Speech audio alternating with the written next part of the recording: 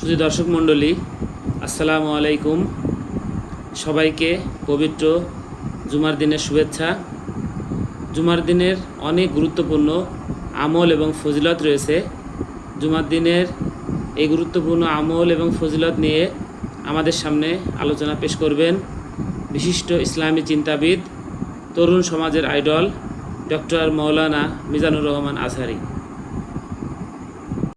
এবার বলেন, সপ্তাহের মধ্যে শ্রেষ্ঠতম দিন কোনটা? বিশ্বনবী বললেন, সাইয়্যিদুল আইয়াম, leader of the all days in the week. সপ্তাহের যতগুলো দিন আছে 7টা দিনের সর্দার হচ্ছে ইয়াউমুল জুমা, জুমার দিন। চিল্লায় পড়েন আল্লাহু আকবার। তার মানে বছরের শ্রেষ্ঠ দিন আরাফার দিন, বছরের শ্রেষ্ঠ রাত কদরের রাত, শ্রেষ্ঠ মাস রমজান মাস, আর 7 দিনের মধ্যে শ্রেষ্ঠতম দিন হচ্ছে জুমার দিন। কোন দিন? জুমার দিন। ফিহি খালাকাল্লাহু আদম। কালকের এই দিনটায়, এই জুমার দিনে আল্লাহ তাআলা সাইয়েদনা আদম আলাইহিস সালামকে তৈরি করেছে। সুবহানাল্লাহ। আবার সাইয়েদনা আদম আলাইহিস সালামকে পৃথিবীর বুকে তিনি পাঠিয়ে দিয়েছিলেন এই জুমার দিনে। সুবহানাল্লাহ। কুল নাহবিতু মিনহা জামিআ, ও Adam, go down with your wife, তোমার স্ত্রী হাওয়াকে নিয়ে পৃথিবীতে নামো। এরপরে সাইয়েদনা আদমকে পাঠানো হলো শ্রীলঙ্কায়, সাইয়্যিদাতুনা হাওয়া আলাইহিস সালামকে পাঠিয়ে দেয়া হলো সৌদি আরবের জেদ্দা শহরে। আরবিতে জেদ্দা বা জাদ্দা মানে দাদি। হাওয়া আলাইহিস সালাম আমাদের সবার দাদি, ঠিক কিনা? ওনার নামে এই শহরের নাম। বছরের পর বছর সাইয়েদনা আদম আলাইহিস সালাম এবং হাওয়া আলাইহিস সালাম আল্লাহর কাছে ক্ষমা চাইলেন, আল্লাহ, ভুল করে নিষিদ্ধ গাছের ফল খেয়েছি, তুমি মাফ করে দাও। আল্লাহ বললেন, আদম, কয়েকটা কালিমা শিখিয়ে দেব, এই কালিমাগুলোর পরে আমার কাছে দোয়া করো, আমি কবুল করে নিব। আল্লাহু আকবার। আল্লাহু আকবার। আল্লাহ শিখিয়ে দিলেন আর বললেন, আদম পড়ো, রাব্বানা যালামনা আনফুসানা ওয়া ইল্লাম তাগফির লানা ওয়া তারহামনা লানাকুনান্না মিনাল খাসিরিন। ও আল্লাহ, জুলুম করেছি নফসের উপর, ভুল করেছি, অন্যায় করেছি, আপনি যদি ক্ষমা না করে দেন আমরা শেষ হয়ে যাব, আমরা হালাক হয়ে যাব, ক্ষতিগ্রস্তদের মধ্যে শামিল হয়ে যাব, ঠিক কিনা? আল্লাহ সাইয়েদনা আদম আলাইহিস সালামের তওবা কবুল করলেন। ওনার কাজ হচ্ছে তওবা কবুল করা, আমাদের কাজ গুনাহ করা, শয়তানের কাজ ওয়াসওয়াসা দেওয়া, আল্লাহর কাজ খালি মাফ করা। সুবহানাল্লাহ। সুবহানাল্লাহ পড়বেন না? তাকাব্বালাল্লাহু তাওবাতা আদম ফি ইয়াউমিল জুমআহ। আল্লাহ যেদিন আদম আলাইহিস সালামের তাওবা যে কবুল করছেন, ঘোষণা দিয়েছেন, এই ঘোষণাটা ছিল জুমার দিনের ঘোষণা। সুবহানাল্লাহ। আবার সাইয়েদনা আদমকে যেদিন রূহ কবজ করে আবার নিয়ে যাওয়া হয়, ওই দিনটাও ছিল জুমার দিন। পড়েন সুবহানাল্লাহ। পৃথিবীতে একজন মানুষই শুধু জানতেন যে তিনি পৃথিবীতে কতদিন বাঁচবেন, সেটা হচ্ছে সাইয়েদনা আদম আলাইহিস সালাম। ওনাকে বলে দেয়া হয়েছিল, উমরুকা আলফু সানা, তুমি পৃথিবীতে বাঁচবে 1000 বছর। সাইয়েদনা আদমের সামনে অনেকগুলো রূহ রাখা হলো।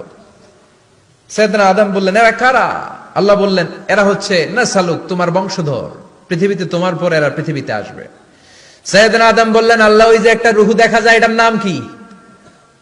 আল্লাহ বললেন, হাদা ইবনুকা দাউদ, এটা তোমার ছেলে দাউদ, সে দুনিয়াতে নবী হয়ে আসবে, তার ছেলে সুলাইমানও নবী হয়ে আসবে। সাইয়েদনা আদম বললেন, মাবুদ, আমার ছেলে দাউদের কত বছর হায়াত আপনি দিয়েছেন? আল্লাহ বললেন, 40 সানা, মাত্র 40 বছর, 4 ইয়ার্স, 40 বছর তোমার ছেলেটা বাঁচবে। ও আল্লাহ, আমি বাঁচবো কয় বছর? তুমি বাঁচবা 1000 বছর। সুবহানাল্লাহ। সাইয়েদনা আদম বললেন, মাবুদ, এত ফুটফুটে সুন্দর আমার ছেলে দাউদ, মাত্র 40 বছর দিলেন কেন? জিদ মিন উমরিহি, বাড়ায়া দেন। কি করেন? সুপারিশ করতেছে পোলার লাইগা কে? বাবা। আল্লাহ, আপনি বাড়ায়া দেন। আল্লাহকে বাড়ানো যাবে না, লেখা হয়ে গেছে। রুফিআতিল আকলাম ওয়া জাফফাতিস সুহুফ, কলম তুলে নেওয়া হয়েছে আর কালি শুকায় গেছে, আর কিছু করা যাবে না। সাইয়েদনা আদম বললেন, মাবুদ, আমার 1000 বছর কেন দিলেন? আমার এই সুন্দর ফুটফুটে ছেলেটারে মাত্র শুধুমাত্র 40 বছর কেন দিলেন? ও মাবুদ, আমার 1000 বছরের দরকার নাই, আমার 1000 বছর থেকে 60 বছর আমি আমার ছেলেরে দিয়ে দিলাম। দাউদ আলাইহিস সালাম বাঁচবে 40 বছর, তো বাপ আদম যদি আরো 60 দেয়, 40 আর 60 মিলে কত হয়? 100। ভালো হিসাব বোঝে, 100। আর আদম আলাইহিস সালাম পেয়েছিলেন 1000 বছর, 60 কমে গেলে রইল কত? 940 বছর পৃথিবীতে থাকার পরে মালাকুল মাউত চলে এসেছে। আল্লাহ বললেন, লিকুল্লি উম্মাতিন আজালুন ফাইদা জাআ আজালুহুম লা يستأخرون ساعة ولا يستقدمون। মৃত্যুর একটা নির্ধারিত সময় আমি বেঁধে দিয়েছি, অন টাইমেই চলে আসে, 1 সেকেন্ড আগেও আসবে না, 1 সেকেন্ড পরেও আসবে না। 940 বছর বয়সে মালাকুল মাউত এসে হাজির, এসে বলল, জিইতু আন আকবাদা রূহাক, রূহ কবজ করতে আসছি। আদম আলাইহিস সালাম বললেন, রূহ কবজ করতে আসছো মানে? আমি বাঁচবো তো 1000 বছর। মালাকুল মাউত বললেন, না না, ওই যে আগের কথা স্মরণ করেন, আপনি 60 বছর দিয়ে দিয়েছিলেন। কয় না, আমি দেই নাই, আমি আরো বাঁচুম। মালাকুল মাউত বললেন, আপনি দিয়েছেন। আদম বলে, দেই নাই। মালাকুল মাউত বলে, আল্লাহ ঘটনা দেখেন, দিয়া কয় দেই নাই। আল্লাহ কয়, থাক, কথা কইস না, আয়া পড়। সুবহানাল্লাহ পড়েন। নাসিয়া আদম ফানাসিয়া বানু, বিশ্বনবী বললেন, আদম ভুলেছে তো তার সন্তানরাও ভুলে যায়। জাহাদা আদম ফাজাহাদা যুররিয়াতু, আদম অস্বীকার করেছে, তার সন্তানরাও অস্বীকার করে। সেদিন থেকে আল কিতাব ওয়া শুহুদ, মানে লিখে রাখার সিস্টেম আর সাক্ষীর সিস্টেম চালু হয়েছে। সুবহানাল্লাহ পড়েন। সুবহানাল্লাহ। 940 বছর বয়সে মালাকুল মাউত এসে আদম আলাইহিস সালামের রূহ নিতে পারে নাই। উনি 1000 বছর যখন হয়েছে তখন এসে সাইয়েদনা আদম আলাইহিস সালামের রূহ কবজ করেছে।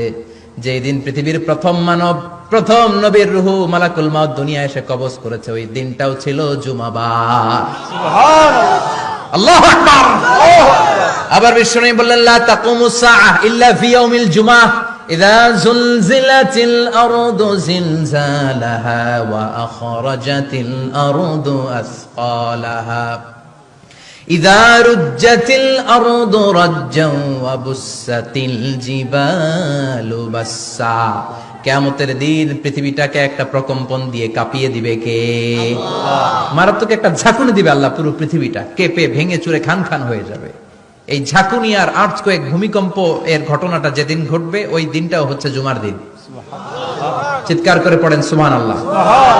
তার মানে আদম সৃষ্টি হলো জুমার দিনে, দুনিয়ায় নামিয়ে দেয়া হলো জুমার দিনে, তওবা কবুল করে নেওয়া হলো জুমার দিনে, রূহ কবজ করা হলো জুমার দিনে, আবার কিয়ামত সংগঠিত হবে জুমার দিনে। পড়েন সুবহানাল্লাহ।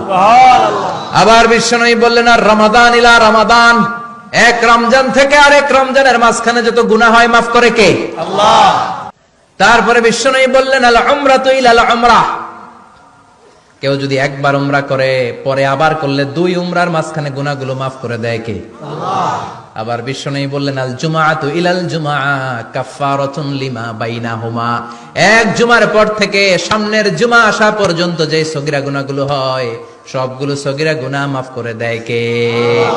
রজব শাবানে বরকতে দাও, রমজান মাসে গুনাহ ঝড়াও, সপ্তাহ জুড়ে তুমি বরকতে দাও, জুমার দিনেতে গুনাহ ঝড়াও, রজব শাবানে বরকতে দাও, রমজান মাসে গুনাহ ঝড়াও। ঠিক কি না?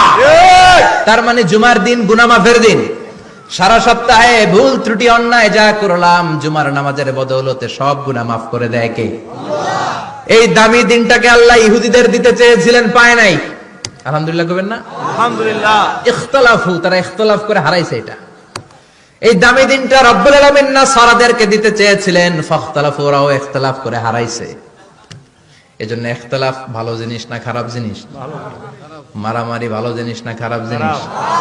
আর ঐক্য করা ভালো জিনিস না খারাপ জিনিস? ঐক্য করতে রাজি আছেন?